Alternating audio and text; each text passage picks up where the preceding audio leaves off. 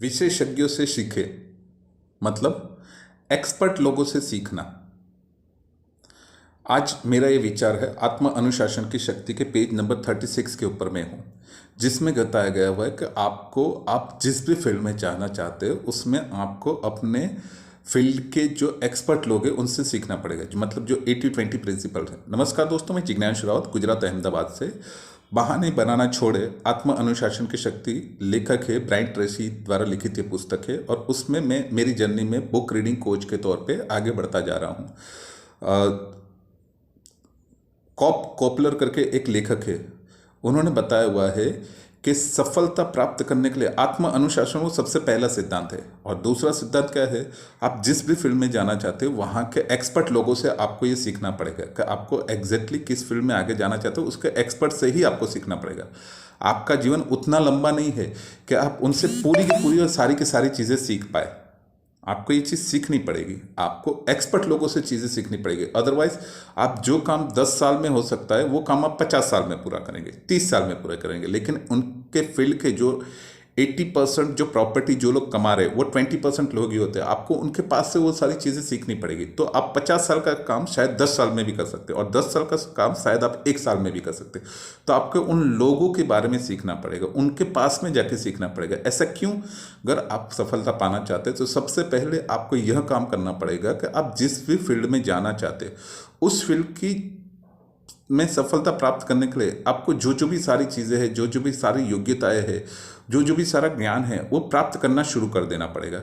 इसके लिए उस फील्ड के जो भी मास्टर्स है आप उनकी किताबें पढ़िए, उनके ऑडियो बुक्स सुनिए, उनके सेमिनार्स में जाइए, उनके वेबिनार्स में जाइए, उनका 1-to-1 सेशन होता है वहाँ पर जाइए। हो सके तो उनका पर्सनल कोचिंग लीजिए, हो सके तो उनसे मैसेज से बात करने की कोशिश कीजिए, उन्हें उनसे सलाह मशवरा करें, पत्र लिख के उनसे एडवाइस मांगे। कभी कभार तो ऐसा होता है कि हमारे जीवन की दिशा बदलने के लिए आपके सिर्फ एक विचार ही काफ़ी होता है। इसके लिए ब्रायन ट्रेसी एक बहुत ही अच्छा उदाहरण देते हैं। जब ब्रायन ट्रेसी बीमार थे और उनके दांतों के अंदर दर्द था तो उन्होंने क्या किया, एक अपने दोस्त से उन्होंने बताया कि भाई मेरे दांत में दर्द है तो मुझे बताओ कि मुझे कहाँ पर जाना चाहिए। तो उनके जो दोस्त थे लेखक ब्रायन ट्रेसी के, उन्होंने उनको एक डॉक्टर का रेफरेंस दिया। उस डॉक्टर को दंत चिकित्सक का दंत चिकित्सक मतलब डेंटिस्ट के डेंटिस्ट बोला जाता था, कि मतलब उनका जो शहर था, उनकी जो सिटी थी, उसके अंदर वो पूरे ज़िले में, वो पूरे राज्य के अंदर डेंटिस्ट लोगों को कुछ भी प्रॉब्लम होती थी तो वो लोग उनसे सलाह मशवरा करने के लिए जाते। क्यों? क्योंकि वो जो भी डॉक्टर थे अपने दंत चिकित्सक को दंत चिकित्सक, जैसे उनका नाम समझ लीजिए कि ए है, वो क्या करते थे, जब उनके पास में ब्रायन ट्रेसी अपना इलाज करवाने के लिए गए तो उस वक्त उन्होंने बताया कि आपको दंत चिकित्सक का दंत चिकित्सक क्यों बोला जाता है। तो वो सर ने बताया, मैं मेरे फील्ड के जितने भी सेमिनार्स होते हैं उन सब के अंदर जाता हूँ, जितने भी सम्मेलन होते हैं उन सब के अंदर जाता हूँ, उससे रिलेटेड जितनी किताबें वो सब कुछ पढ़ता हूँ, उसके ऑडियो बुक्स वगैरह सब कुछ पढ़ता हूँ, और मेरे अपने आप को मेरे फील्ड के अंदर बिजी रखता हूँ। तो इससे क्या होता है, मुझे सारी चीज़ों के बारे में, लेटेस्ट अपडेटों के बारे में, लेटेस्ट टेक्नोलॉजी के बारे में सब कुछ पता रहता है। तो इसलिए सब लोग आके मुझसे ये सब कुछ करते हैं। अभी दूसरे लोग इसमें इंटरेस्ट लेते कि नहीं पता नहीं, लेकिन ये मेरा पैशन है, मेरा जुनून है कि इसमें काम करते मुझे कभी भी थकान नहीं लगती है। और बाकी सब इसको एक व्यापार और उद्योग की तरह कर रहे हैं। मैं वैसे नहीं करता, मैं इसको अपनी खुशी के लिए करता हूँ। और उन्होंने बताया कि एक बार वो हांगकांग एक मीटिंग के लिए गए, जिसके लिए उनको 1 हफ्ते की छुट्टी रखनी पड़ रही थी। तो उन्होंने उसके लिए छुट्टी भी रखी, अपने धन और समय दोनों का उन्होंने इन्वेस्ट किया, और ये चीज़ उनका धन और समय उनको बहुत ही काम लगा, उसका फल भी उनको मिला। वो जब हांगकांग में डेंटिस्ट लोगों की मीटिंग में गए थे, इंटरनेशनल मीटिंग में, वहाँ पर एक जापानीज डेंटिस्ट आए थे। उन्होंने एक बहुत ही कॉस्मेटिक सर्जरी की अच्छी तकनीक बताई, लेटेस्ट तकनीक, जिससे कि दांतों का हुलिया बहुत ही अच्छा और आकर्षक दिखता था। वो जैसे ही हांगकांग से वापस आए, उन्होंने तुरंत ही डेंटिस्ट ने उस तकनीक को एट ए टाइम अप्लाई करना शुरू किया, और धीरे धीरे उसकी प्रैक्टिस करके उसमें वो इतने बढ़िया सर्जन बन गए कि पूरे देश में उनका नाम हो गया। और इसकी वजह से क्या हुआ, अमेरिका भर से लोग उनके पास में आके अपने डेंटिस्ट का इलाज करवाने लगे, अपने हुलिये का इलाज करवाने लगे। अभी क्योंकि उन्होंने एक ऐसी सफलता प्राप्त कर ली थी, एक ऐसी मास्टरी प्राप्त कर ली थी जो दुनिया में बहुत कम लोगों को पता था, इसलिए वो बार बार अपना रेट बढ़ा सकते थे।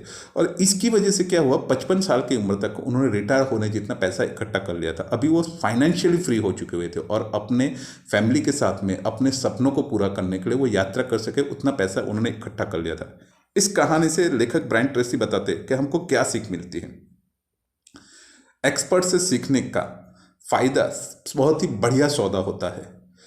उस दंत चिकित्सक ने जो इंटरनेशनल हांगकांग में सेमिनार्स हुआ, कॉन्फ्रेंस हुई, सम्मेलन हुआ, उसमें भाग लिया और उसके लिए अपना सन और दमे दोनों का निवेश किया, इन्वेस्टमेंट किया। इससे उनको क्या फ़ायदा मिला? शायद वो अगले 10 साल में जितनी प्रॉपर्टी काम करके कमा सकते थे वो सब कुछ उन्होंने एक ही साल में कमा लिया, और उसकी वजह से उनको बहुत ही सफलता के शिखर के ऊपर पहुंच गए।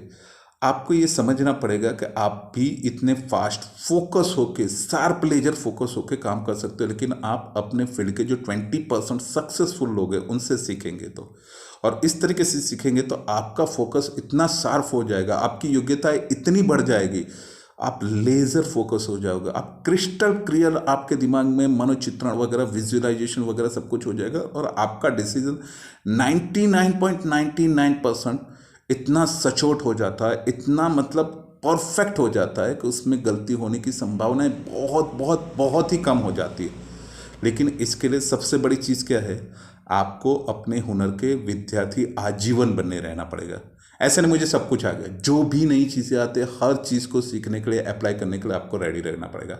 तो आज का ये टॉपिक था कि आपको एक्सपर्ट लोगों से सीखना पड़ेगा। 80-20 प्रिंसिपल्स के हिसाब से 80% प्रॉपर्टी वो 20% लोगों के पास में रहती है, और 20% प्रॉपर्टी से 80% लोगों को संतोष मानना पड़ता है।